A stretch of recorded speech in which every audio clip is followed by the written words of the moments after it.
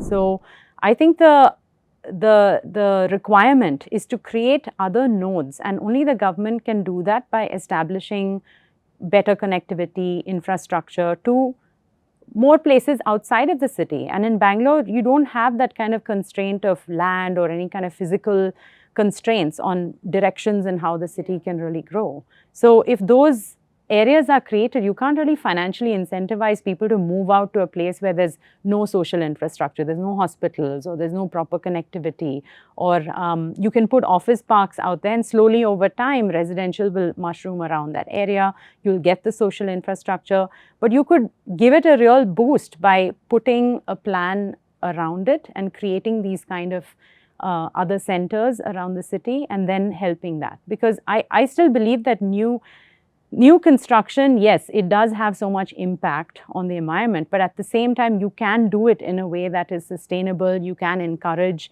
walking. The load on public infrastructure, if you're doing mixed use and density and high rise, is actually less, because you're trying to create that infrastructure in a smaller overall area. The sprawl is a lot less.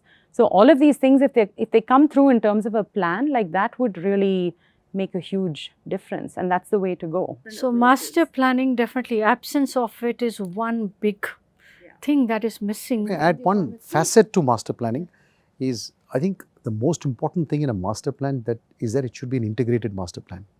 And what I mean by integrated is that you cannot have various facets of urban design existing in silos. They have all got to be incorporated into the master plan. So normally master plans are thought of as land use plans. And that, I think, is a mistake, because you got to look at it from a land use perspective, you got to look at it from roads perspective, you got to look at it from utilities, power, water, sewage, how is that drainage, how is that going to work, that has to be layered on top of the master plan. You've got to look at it from public amenities perspective, social equity, sustainability. All of these angles have to be known. So we've got several layers to our master plan. At the base layer is land use, but on top of that, for instance, we have a renewable energy master plan on top of our land use master plan.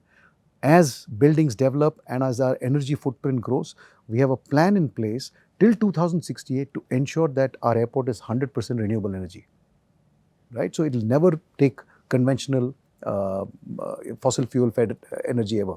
And that can happen without a plan. Like she said, without a plan, it's not going to happen. You've got to have a plan in place.